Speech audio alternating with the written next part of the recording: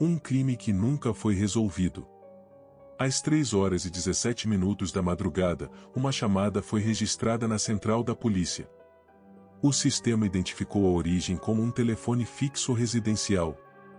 Não havia ruído de fundo identificável. Nenhuma respiração. Nenhuma palavra. Apenas silêncio absoluto durante alguns segundos, seguido pelo desligamento abrupto da ligação. O operador tentou retorno imediato. A chamada não completou. O número constava como ativo, mas não houve resposta. O endereço vinculado à linha era simples e direto: Rua Alvorada, número 317. Naquele momento, o registro foi tratado como falha técnica. Chamadas mudas não eram incomuns. O endereço não tinha histórico de ocorrências. Nenhuma patrulha foi enviada de imediato. Somente horas depois, já no início da manhã, quando o sistema automático cruzou dados de chamadas não concluídas com registros de óbitos, o endereço voltou a chamar a atenção. A primeira viatura chegou pouco depois das 7h. O dia ainda estava começando. O bairro estava acordando lentamente. Portões sendo abertos. Cachorros latindo. Pessoas saindo para trabalhar. Nada indicava que algo fora do comum tivesse acontecido naquela rua durante a madrugada. A casa de número 317 era igual às outras. Fachada simples. Pintura clara. Portão fechado, mas destrancado. Nenhum sinal de arrombamento. Nenhuma marca de violência externa. Quando os policiais entraram, perceberam imediatamente que a casa estava fria. Não apenas na temperatura, mas na sensação. O ar parecia parado. Não havia cheiro de gás, fumaça ou qualquer substância química identificável. A sala estava organizada. Sofá alinhado. Mesa de centro limpa. Um controle remoto repousava exatamente no meio da mesa, paralelo às bordas, como se tivesse sido colocado com cuidado excessivo. O corpo estava no chão, próximo à entrada do corredor que levava aos quartos. A vítima era um adulto, aparentando pouco mais de 40 anos. Vestia roupas comuns de dormir. Não havia sangue. Não havia ferimentos visíveis. Não havia sinais de luta. O relógio de parede, fixado acima da estante, estava parado. Os ponteiros marcavam exatamente 3h17. Esse detalhe foi anotado, mas não recebeu atenção imediata. Relógios param. Pilhas acabam. Nada de anormal, à primeira vista. A perícia inicial foi direta e frustrante. Não havia causa evidente da morte. O corpo não apresentava rigidez fora do padrão esperado para o horário estimado do óbito. A expressão facial não indicava dor intensa. Era uma expressão neutra, levemente surpresa, como alguém interrompido no meio de um pensamento. A cozinha estava intacta. Um copo de vidro sobre a pia continha água até a metade. Não havia marcas de dedos visíveis do lado de fora do copo, apenas na parte inferior, como se tivesse sido segurado com firmeza e depois colocado cuidadosamente no lugar. O quarto principal não apresentava sinais de desordem. A cama estava feita. Nenhum objeto fora do lugar. Nenhuma gaveta aberta. Nenhum sinal de pressa. O banheiro estava limpo. O espelho sem manchas. A luz apagada. Foi somente quando um dos agentes percorreu o corredor com mais atenção que percebeu algo fora do comum. Um espelho grande, preso à parede lateral, estava ligeiramente torto. Não havia caído. Não estava quebrado. Apenas deslocado alguns centímetros para a esquerda, como se tivesse sido empurrado com cuidado, não arrancado. Esse detalhe foi mencionado verbalmente, mas não entrou no relatório inicial. Os vizinhos começaram a ser ouvidos ainda naquela manhã. A maioria afirmou não ter ouvido nada. Nenhum grito. Nenhuma discussão. Nenhum barulho alto. Um vizinho mais idoso relatou ter acordado por volta das 3 da manhã, sem saber exatamente o motivo. Disse ter sentido um desconforto inexplicável, como se algo estivesse errado. Olhou pela janela, mas não viu nada. Outra moradora afirmou que seu cachorro latiu durante alguns minutos, próximo das 3 da manhã, mas parou sozinho. Ela não se levantou para verificar. Nenhum desses relatos foi considerado relevante. O laudo preliminar indicou morte por causa indeterminada.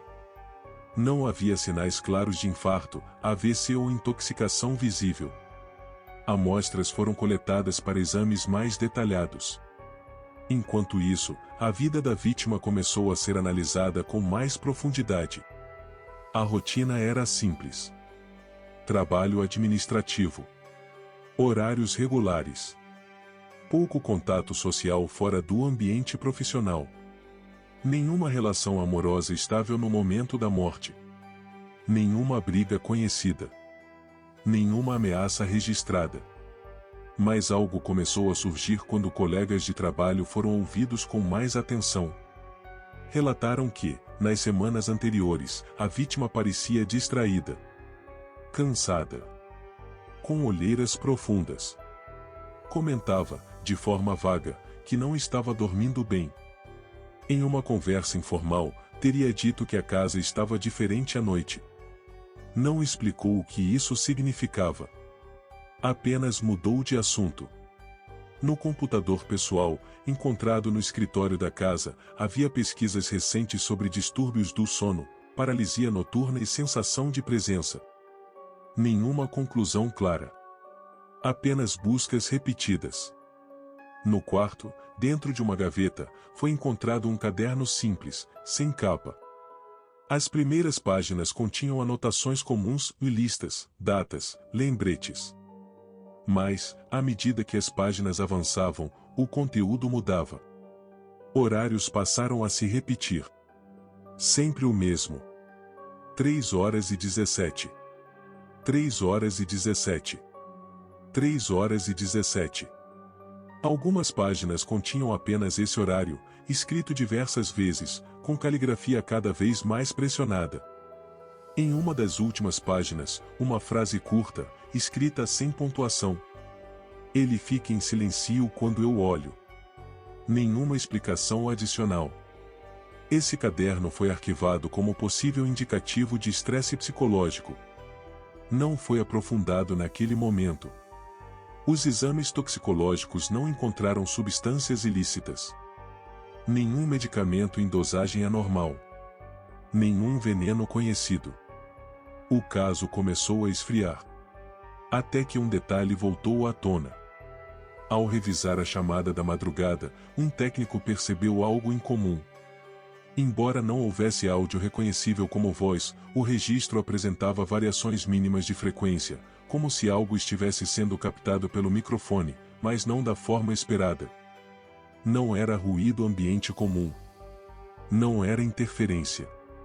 Era algo irregular, quase rítmico. Esse dado foi considerado irrelevante e não avançou. Meses depois, uma câmera de segurança instalada em uma rua próxima foi revisada novamente. As imagens não mostravam ninguém entrando ou saindo da casa. Nenhum carro estacionando. Nenhuma movimentação suspeita. Porém, em um dos quadros, exatamente às 3h17, a imagem apresentou uma distorção momentânea. Um borrão. Um atraso de fração de segundo. Nada conclusivo. Um suspeito chegou a ser considerado. Alguém que tinha acesso à casa. Alguém conhecido da vítima. Mas não havia provas. Nenhum motivo claro. Nenhuma oportunidade comprovada. Pouco depois, documentos ligados a essa linha de investigação desapareceram do arquivo físico. Não havia registro de quem os retirou. O caso foi oficialmente classificado como morte sem causa determinada. A casa foi fechada. Permaneceu vazia por anos. Quando finalmente foi vendida, o novo morador passou poucas semanas no local. Ele relatou sentir desconforto durante a madrugada. Relatou acordar sempre no mesmo horário. Relatou ouvir um som baixo, contínuo, vindo do corredor. Na terceira semana, ele ligou para a polícia. A chamada durou poucos segundos. Não houve voz. Apenas um endereço. Rua Alvorada, número 317. A segunda chamada não foi tratada como coincidência. O operador que a recebeu era diferente do primeiro. O horário era o mesmo. 3h17 da madrugada. A duração também foi semelhante. Poucos segundos de silêncio absoluto, seguidos pelo desligamento. O sistema identificou a origem como a mesma linha telefônica. O mesmo endereço. Rua Alvorada, número 317. Dessa vez, a viatura foi enviada imediatamente. Quando os policiais chegaram, encontraram um novo morador sentado na calçada, visivelmente abalado. Ele não conseguia explicar com clareza o que havia acontecido. Disse apenas que acordou com a sensação de que havia alguém dentro da casa. Não ouviu passos. Não ouviu portas. Apenas acordou. Ao verificar o interior da residência, os policiais não encontraram ninguém. Nenhum sinal de invasão. Nenhuma janela aberta. Nenhuma porta forçada. O relógio da sala estava parado. Marcava exatamente 3h17. O novo morador afirmou que o relógio funcionava normalmente durante o dia. Disse ter trocado as pilhas naquela mesma semana. Esse detalhe, diferente da primeira ocorrência, foi registrado formalmente. A casa foi novamente esvaziada. O morador não voltou. A partir desse ponto, o endereço passou a ser conhecido informalmente dentro da corporação. Não como um local perigoso, mas como um lugar problemático. Um lugar que não se encaixava em nenhum padrão conhecido. Uma equipe menor foi designada para revisar todo o material do caso original. Chamadas, laudos, depoimentos, fotos da perícia, registros de manutenção da linha telefônica. Foi nesse processo que algo começou a se repetir de forma inquietante. Sempre que a casa estava ocupada, algo acontecia. Sempre durante a madrugada. Sempre no mesmo horário. 3h17.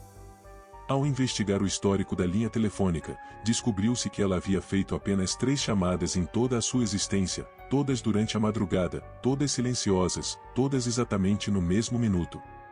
A primeira, na noite da morte da vítima original. A segunda, anos depois, com um novo morador. A terceira, registrada poucos dias antes da casa ser novamente lacrada, quando ninguém oficialmente residia ali.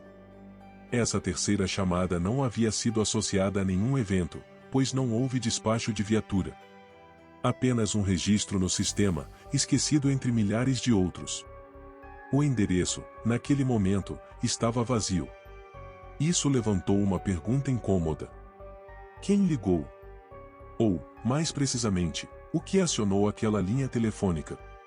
A companhia telefônica foi contatada. Técnicos afirmaram que não havia falhas conhecidas capazes de gerar chamadas espontâneas. O aparelho era antigo, mas funcional. Não havia registro de curto-circuito.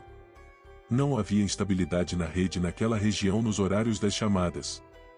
O telefone da casa foi recolhido para análise. Um modelo simples, com fio, sem recursos avançados. Ao ser testado em laboratório, funcionou perfeitamente. Nenhuma chamada foi gerada de forma automática. Durante a desmontagem do aparelho, nada de anormal foi encontrado.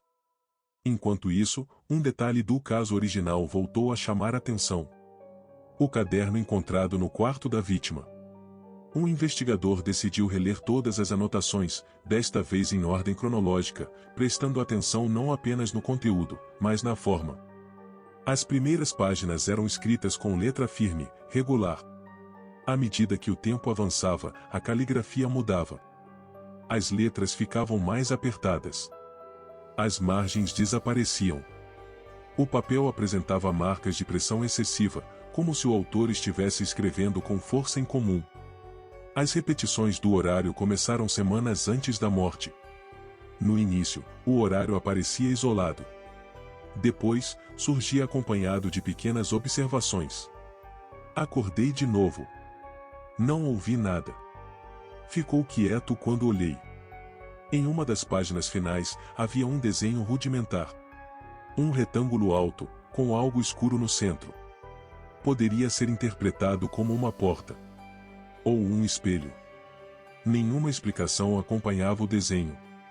O espelho do corredor voltou a ser analisado nas fotos da perícia. Comparando imagens tiradas em momentos diferentes, foi possível confirmar que ele havia sido reposicionado mais de uma vez antes da morte da vítima. Pequenos deslocamentos, sempre sutis, sempre para ângulos ligeiramente diferentes. Como se alguém estivesse ajustando o campo de visão. Esse dado nunca foi levado adiante oficialmente. Um ex-colega da vítima foi localizado anos depois. Alguém que havia se mudado de cidade e não foi ouvido na época. Ele relatou uma conversa ocorrida poucas semanas antes da morte.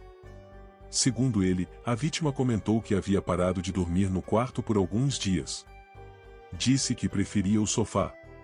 Quando questionado sobre o motivo, respondeu apenas que o corredor parecia diferente à noite.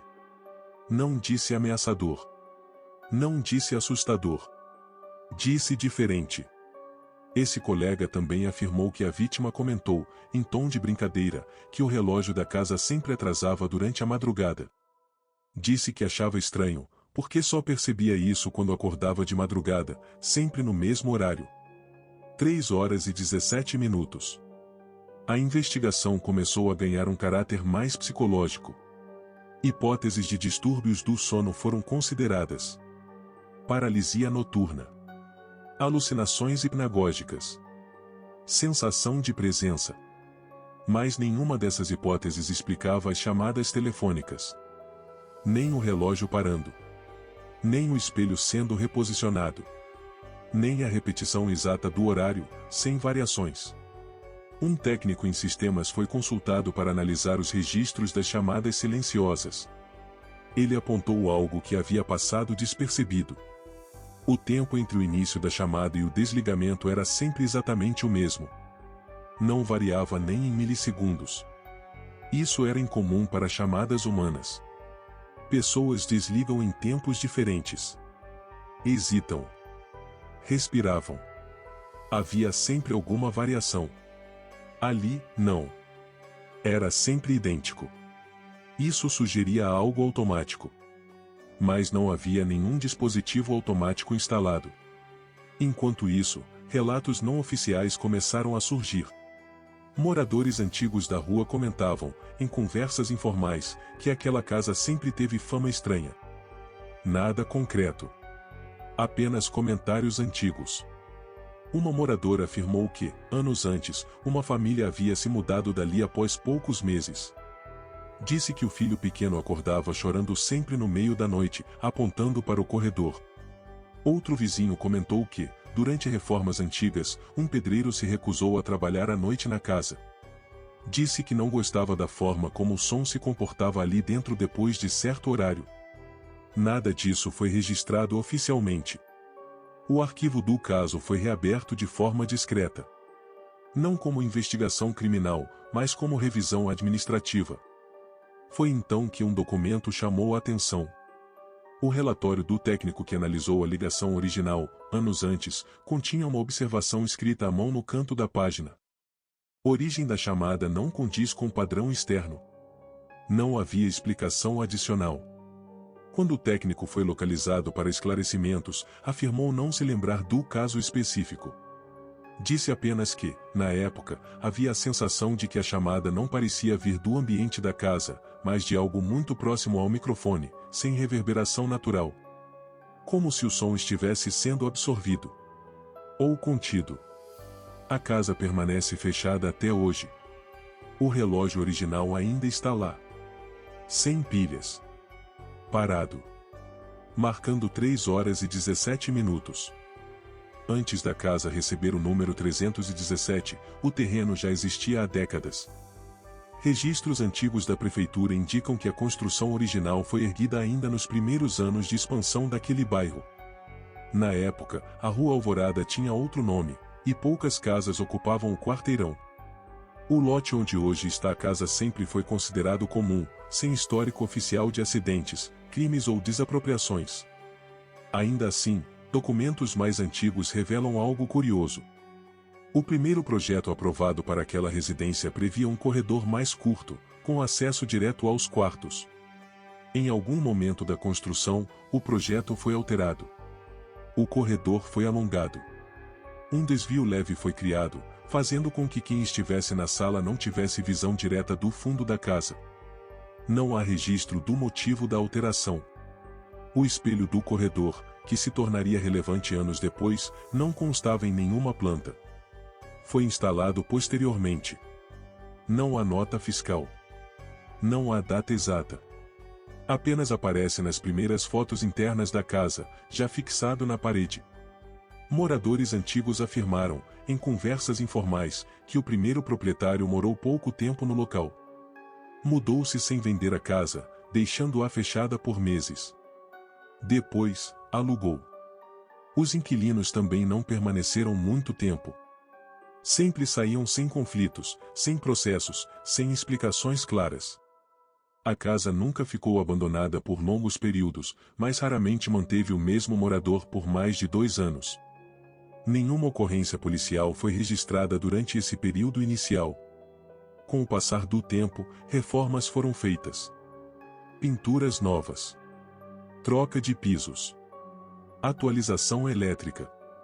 Mas o corredor permaneceu o mesmo. Sempre longo demais para o tamanho da casa. Sempre ligeiramente mais escuro, mesmo durante o dia. Técnicos que analisaram a estrutura anos depois afirmaram que não havia razão funcional para aquele formato. Não melhorava a circulação. Não ampliava espaço. Apenas existia. Quando a vítima original comprou a casa, não fez grandes mudanças. Manteve a disposição dos cômodos. Apenas trocou móveis e pintou as paredes. Segundo registros bancários, a negociação foi rápida. O preço abaixo do valor de mercado. Nenhuma disputa. Nenhuma negociação prolongada. A vítima mudou-se sozinha. Nos primeiros meses, não há registros de problemas. Contas pagas. Consumo de energia regular. Nenhuma chamada estranha na linha telefônica. As primeiras alterações começam a aparecer cerca de 6 meses depois. O consumo de energia apresenta picos durante a madrugada. Não altos o suficiente para indicar uso de eletrodomésticos pesados. Apenas variações pequenas, mas constantes, sempre no mesmo intervalo de horário. Entre 3 e 4 da manhã. A companhia elétrica não investigou. Oscilações acontecem. A vítima começou a comprar pilhas com frequência acima do normal. Relógios, controles remotos, lanternas. Nada fora do comum isoladamente. Mas, analisado em conjunto, chamou a atenção posteriormente. Em depoimento antigo, um colega de trabalho afirmou que a vítima comentou que preferia manter luzes fracas acesas durante a noite. Disse que a casa parecia diferente no escuro completo. Não explicou melhor. No caderno, as anotações passam a mudar de tom. Já não são apenas horários. Surgem pequenas descrições. Acordei com a sensação de peso. Não ouvi passos. Não houve som.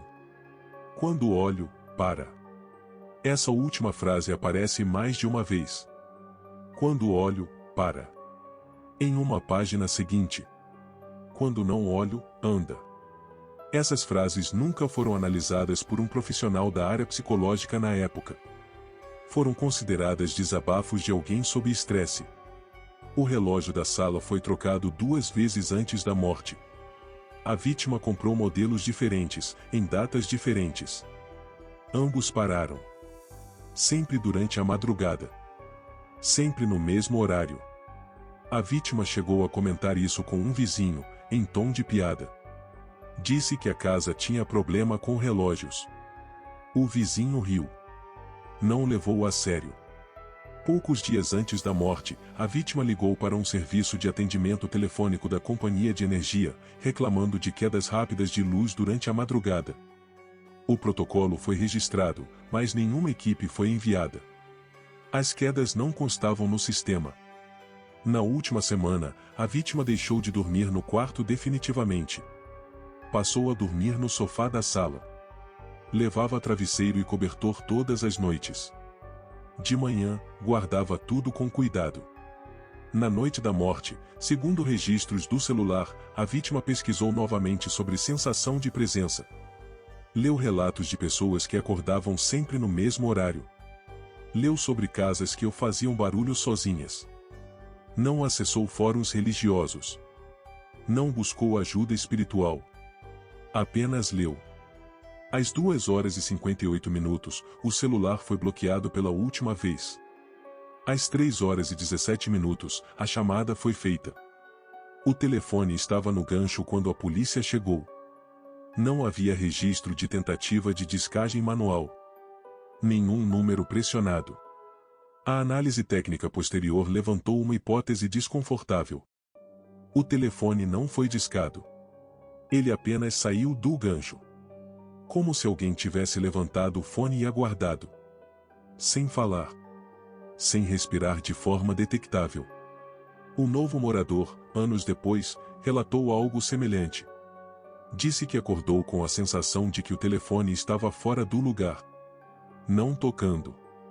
Apenas diferente. Só percebeu isso depois, ao ver o registro da chamada. Ele afirmou que não se lembrava de ter levantado o fone. Os técnicos afirmaram que chamadas desse tipo exigem ação física. Alguém precisa tirar o telefone do gancho. Nada no sistema indicava falha mecânica. Enquanto isso, o espelho do corredor voltou a aparecer nos relatos do novo morador. Ele disse que evitava passar por ali à noite. Não por medo, claro. Apenas porque tinha a sensação de que algo não estava alinhado quando olhava de relance. Ele tentou cobrir o espelho com um pano. Na manhã seguinte, o pano estava no chão. Não havia vento. As janelas estavam fechadas. Após sair da casa, o novo morador recusou-se a falar novamente sobre o assunto. A casa foi lacrada por decisão administrativa. Não por ordem judicial. Apenas para evitar novos incidentes. Desde então, não houve novos moradores oficiais. Mas houve relatos. Vizinhos afirmam que, em algumas madrugadas, a luz da sala acende por poucos segundos e se apaga. Não sempre. Não todos os dias. Apenas às vezes. Sempre no mesmo horário. 3h17. Quando questionados oficialmente, negam ter visto qualquer coisa. Preferem não se envolver. O caso nunca foi reclassificado como crime. Nunca foi tratado como fenômeno. Permanece em uma zona indefinida. Uma pasta esquecida em um arquivo morto. Um endereço que ninguém quer ocupar. Uma casa onde nada parece acontecer. Até que alguém acorde no meio da noite. E perceba que não está sozinho. O ponto em que a investigação realmente parou de avançar não foi marcado por uma conclusão oficial, nem por uma descoberta definitiva. Ele aconteceu de forma silenciosa, quase imperceptível, quando certos questionamentos deixaram de ser feitos. Não porque haviam sido respondidos, mas porque ninguém parecia disposto a registrar as possíveis respostas. Entre os investigadores que tiveram contato com o caso ao longo dos anos, havia um consenso informal. A casa não apresentava um problema criminal clássico. Não havia um agressor identificável. Não havia motivação clara. Não havia sequência lógica de causa e efeito. Tudo o que existia eram padrões. Padrões excessivamente precisos. Horários que não variavam. Objetos que se comportavam de maneira repetitiva. Relatos independentes que coincidiam sem que as pessoas tivessem contato entre si. Um dos investigadores mais antigos, que participou da revisão administrativa anos depois, afirmou em conversa privada que o erro do caso foi tentar explicá-lo cedo demais. Segundo ele, a investigação partiu do pressuposto de que algo externo havia entrado na casa. Alguém. Alguma coisa. Um evento pontual. Mas os dados não sustentavam essa ideia. Nada entrava na casa. Nada saía. Tudo parecia acontecer dentro, como se a própria estrutura participasse do evento. Essa linha de pensamento nunca foi formalizada. Não aparecia em relatórios. Não era discutida em reuniões oficiais. Mas circulava nos bastidores. Quando técnicos analisaram novamente o corredor da casa, anos depois, fizeram medições detalhadas. Comprimento, largura, ângulos. Compararam com outras casas do mesmo projeto. O corredor da 317 era maior. Não muito. Mas o suficiente para alterar a acústica. Testes simples mostraram algo curioso. Sons emitidos no fundo do corredor demoravam frações de segundo a mais para chegar à sala. Não por distância apenas, mas por absorção irregular do som. As paredes pareciam matar a certas frequências. Isso explicaria por que ninguém ouvia passos. Porque não havia ruídos claros. Porque a casa parecia silenciosa demais durante a madrugada. Mas não explicava as chamadas telefônicas. Nem o relógio. Nem a sensação de presença. Um engenheiro sugeriu que o corredor funcionava como uma espécie de zona morta acústica. Um lugar onde o som se comportava de forma imprevisível. Essa hipótese foi descartada por não ter relevância prática para o caso. Ainda assim, algo chamou a atenção. O ponto exato onde o espelho estava fixado coincidia com o local de maior distorção acústica. Quando alguém ficava parado diante do espelho, falando em tom baixo, a própria voz parecia diferente. Mais abafada. Menos definida. Como se o som fosse parcialmente absorvido antes de retornar. Nenhum relatório oficial menciona isso. Outro detalhe ignorado foi a temperatura do corredor durante a madrugada. Relatos informais indicavam que ele parecia sempre mais frio do que o resto da casa, mesmo quando todas as portas estavam abertas. Não havia isolamento térmico diferenciado. Não havia tubulações passando ali. Não havia explicação arquitetônica clara. Um dos técnicos comentou que parecia um lugar onde o ar não circulava direito. Ou onde algo impedia essa circulação. Com o tempo, os registros de consumo elétrico da casa também começaram a ser analisados de forma mais cuidadosa. Embora a casa estivesse vazia, havia pequenos picos de consumo registrados em noites específicas. Não suficientes para acionar alarmes. Não constantes o bastante para justificar uma investigação da companhia elétrica. Mas estavam lá. Sempre no mesmo intervalo. Entre 3 e 4 da madrugada. Quando questionada, a companhia afirmou que poderia se tratar de variações residuais da rede. Nenhuma explicação mais detalhada foi oferecida. Anos depois, durante uma auditoria interna, um funcionário encontrou um detalhe esquecido nos arquivos. Um pedido de manutenção feito ainda pelo primeiro proprietário da casa, décadas antes. O pedido mencionava ruídos estranhos no corredor durante a noite e a sensação de eco onde não deveria existir. A manutenção foi realizada. Nenhuma anormalidade encontrada. O chamado foi encerrado. Esse documento nunca foi associado ao caso oficialmente. Outro dado curioso veio de registros imobiliários. Sempre que a casa ficava vazia por longos períodos, não havia ocorrências. Nenhuma chamada. Nenhum relato. Nenhum evento estranho. Os problemas surgiam apenas quando alguém passava a dormir ali. Não imediatamente. Não na primeira noite. Mas após algum tempo. Como se algo exigisse presença contínua. Como se a casa precisasse ser habitada para funcionar. Um psicólogo consultado informalmente por um dos investigadores sugeriu que o padrão poderia estar relacionado à privação de sono e sugestionamento. Pessoas que dormiam mal poderiam desenvolver percepções semelhantes, reforçadas pelo ambiente silencioso e pela rotina repetitiva. Essa explicação parecia confortável. Mas falhava em um ponto essencial. As pessoas não compartilhavam informações entre si antes de viverem na casa. Ainda assim, relatavam experiências semelhantes. Acordar sempre no mesmo horário.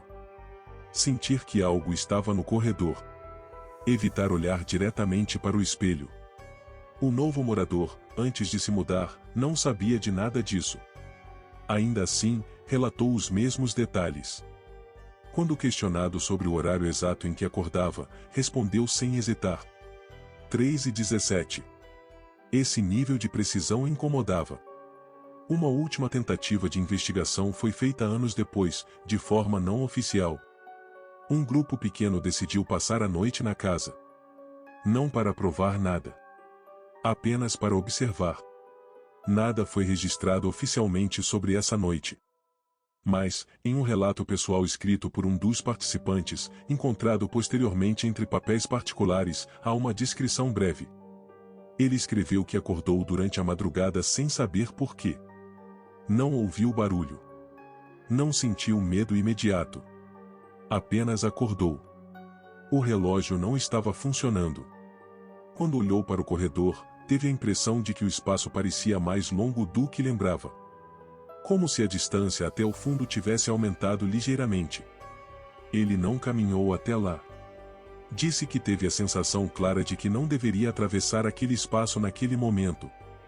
Na manhã seguinte, foi embora e nunca mais voltou. O relato termina com uma frase simples. Não era algo que se movia. Era algo que esperava. Depois disso, nenhuma outra tentativa foi feita. A casa permanece lacrada. O telefone ainda está conectado. O espelho continua no corredor. E, segundo registros técnicos, a linha telefônica segue ativa.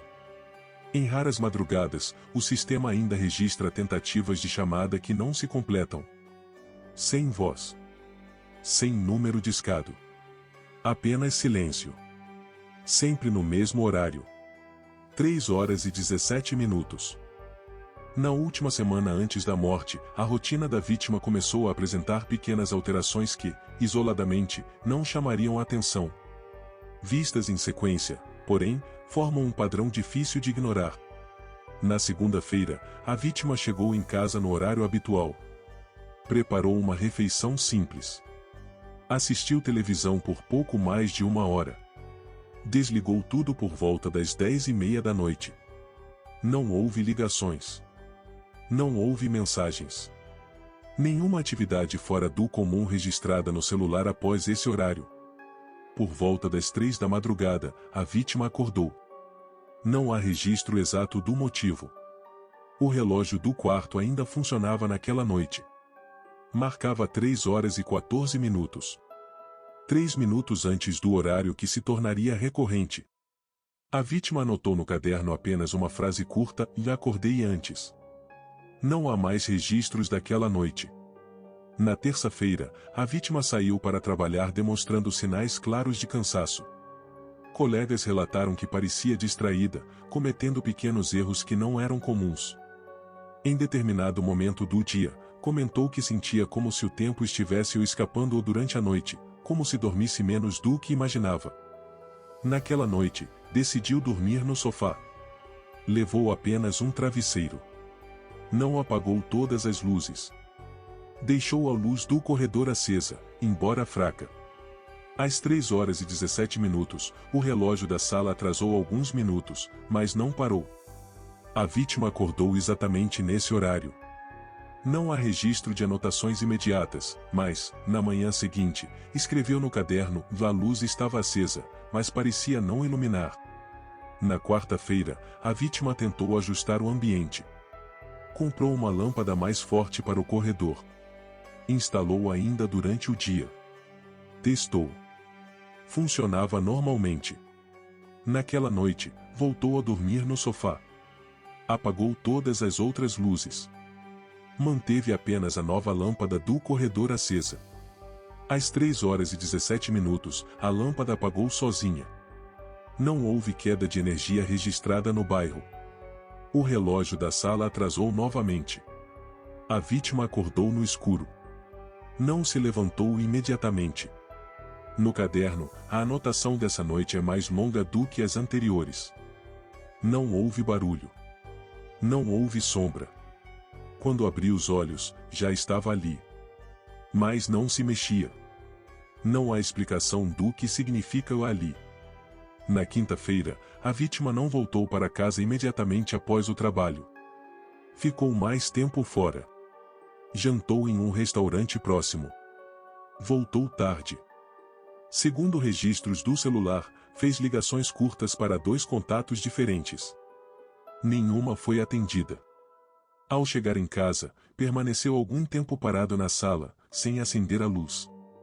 Isso foi inferido pela ausência de acionamento do interruptor e pelo registro do sensor de movimento do celular, que indicava deslocamento lento. No caderno, escreveu apenas: "O corredor parece maior à noite." Naquela madrugada, acordou novamente às 3h17. Dessa vez, levantou-se. Há marcas leves no chão do corredor, identificadas posteriormente como compatíveis com passos descalços. Não há marcas de ida e volta. Apenas marcas indo até certo ponto. Elas param antes do espelho. Na sexta-feira, a vítima faltou ao trabalho. Não o avisou. Não respondeu mensagens. Permaneceu em casa o dia inteiro. O consumo de energia durante o dia foi mínimo, como se poucos aparelhos estivessem ligados. O caderno apresenta várias páginas escritas nesse dia. Muitas frases incompletas. Palavras repetidas. O horário aparece diversas vezes. 3h17. 3h17. 3h17. Em uma das páginas, há uma tentativa de explicação. Quando olho direto, não acontece. Quando olho de lado, sinto. Quando não olho, chega mais perto. Essa foi a última anotação completa. No sábado, a vítima saiu brevemente pela manhã. Comprou pilhas novas. Comprou fita adesiva. Comprou um pano escuro. Não comprou comida em quantidade incomum. Não houve preparo de refeições elaboradas naquele dia. O espelho do corredor foi parcialmente coberto com o pano. A fita adesiva foi usada apenas em 2 cantos. Não foi uma cobertura total. Apenas o suficiente para bloquear parte do reflexo. À noite, a vítima tentou dormir no quarto novamente. Levou o celular para a cama. Deixou o telefone fixo fora do gancho por alguns segundos e depois recolocou. Isso foi registrado no sistema como uma tentativa de linha aberta, mas não gerou chamada. Às 3h15, a vítima acordou. Às 3h17, o relógio do quarto parou. Não há registro de anotações dessa madrugada. No domingo, último dia, a vítima acordou cedo. Tomou banho. Vestiu-se normalmente. Passou a manhã organizando a casa. Não de forma apressada. De forma meticulosa. Como se estivesse preparando o ambiente. Removeu o pano do espelho. Alinhou o sofá. Posicionou o relógio da sala em um ângulo específico, voltado diretamente para o corredor. No caderno, escreveu apenas uma frase, destacada no centro da página. "Se eu não olhar, ele vem." À noite, a vítima não jantou. Não ligou a televisão. Sentou-se no sofá, de frente para o corredor. O celular foi deixado na mesa, com a tela voltada para baixo. O telefone fixo estava ao alcance da mão. Às 3h16, o relógio ainda funcionava. Às 3h17, a chamada foi registrada. Não houve descagem. O fone foi retirado do gancho. O corpo foi encontrado próximo ao corredor, como se a vítima tivesse se levantado no último instante. O espelho estava ligeiramente deslocado. O relógio parou. Desde então, nenhum morador conseguiu passar uma semana inteira naquela casa sem acordar no mesmo horário. 3h17. Com o passar dos anos, a Casa 317 deixou de ser apenas um endereço esquecido em arquivos antigos. Tornou-se um ponto fixo de referência para tudo aquilo que não se encaixa. Um exemplo recorrente citado em treinamentos internos, sempre sem detalhes, sempre sem nomes, sempre seguido de silêncio constrangido. Nenhum investigador que teve contato prolongado com o caso voltou a tratá-lo como algo comum. Mesmo aqueles que rejeitavam qualquer hipótese fora do campo racional admitiam, em conversas privadas, que havia algo estruturalmente errado na sequência dos eventos. Não algo violento. Não algo ativo. Mas algo constante. O erro inicial, segundo uma análise tardia nunca publicada, foi tratar os acontecimentos como episódios isolados. A morte da vítima. As chamadas telefônicas. O relógio parado. O espelho deslocado. Cada elemento foi analisado separadamente, quando, na verdade, faziam parte de um único mecanismo. Não um mecanismo físico tradicional, mas um padrão de repetição. A casa não reagia a invasões. Não reagia ao acaso. Reagia à permanência. Enquanto a vítima viveu ali de forma automática, seguindo rotinas previsíveis, nada aconteceu. O problema começou quando ela passou a perceber. Não investigar, não confrontar, apenas perceber. A partir desse momento, algo mudou na dinâmica entre o morador e o espaço. O corredor, que sempre esteve ali, deixou de ser apenas um espaço de passagem. Tornou-se um limite. Um intervalo. Um lugar onde a percepção não funcionava da mesma forma. Não há registro de que algo tenha saído do corredor. Não há registro de deslocamento. Não há relato de ataque. O que existe é a repetição de um mesmo fenômeno e a aproximação subjetiva. Quanto mais atenção era dada, mais próximo parecia. Quanto menos atenção, mais presente se tornava. Não se tratava de algo que se movia. Tratava-se de algo que dependia do olhar para permanecer distante. Esse padrão explica por que não havia ruídos. Explica por que não havia sombras claras. Explica por que ninguém conseguia descrever exatamente o que sentia. A presença não precisava ser vista. Bastava ser percebida. O horário, 3 horas e 17 minutos, nunca foi explicado de forma satisfatória. Não corresponde a ciclos naturais do sono com precisão absoluta. Não corresponde a falhas técnicas conhecidas. Não corresponde a padrões elétricos regulares. Mas corresponde ao momento em que a vigilância humana costuma falhar. O ponto em que o corpo ainda está acordado o suficiente para perceber, mas cansado demais para reagir plenamente. A chamada telefônica nunca foi um pedido de ajuda. Essa conclusão foi aceita tardiamente. A chamada era um efeito colateral. Um reflexo. Algo que acontecia quando a vítima atingia o limite entre observar e ceder. O telefone não era usado para comunicar. Era usado para marcar o momento. Uma confirmação de que o limite havia sido alcançado. O silêncio da chamada não indicava ausência de voz. Indicava ausência de linguagem. Não havia o que dizer. Após o encerramento definitivo do caso, a casa foi mantida fechada por decisão administrativa não documentada. Nenhuma placa. Nenhuma advertência. Apenas abandono controlado. Ainda assim, técnicos que passaram pela rua em serviços de rotina relataram, ocasionalmente, que o relógio da sala podia ser visto da calçada à noite, mesmo sem luz interna. Sempre parado no mesmo horário. Não houve novas chamadas oficialmente associadas ao endereço. Mas registros incompletos, nunca confirmados, indicam tentativas de conexão que não chegaram a ser finalizadas. Sempre breves. Sempre silenciosas. Sempre no mesmo minuto. A casa não precisa mais de moradores para funcionar. Isso foi compreendido tarde demais. Ela precisou apenas uma vez. O último comentário registrado em qualquer documento relacionado ao caso foi feito por um funcionário que participou da auditoria final. Não era investigador. Não era técnico. Apenas alguém responsável por encerrar processos pendentes.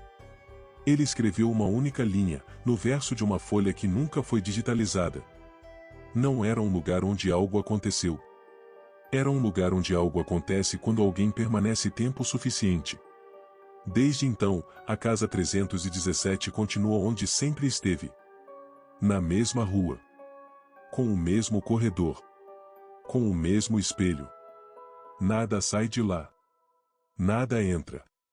Mas, em raras madrugadas, se alguém passa pela rua Alvorada exatamente às 3h17, pode notar algo difícil de explicar. Não um som. Não uma luz. Apenas a sensação de que aquela casa não está vazia.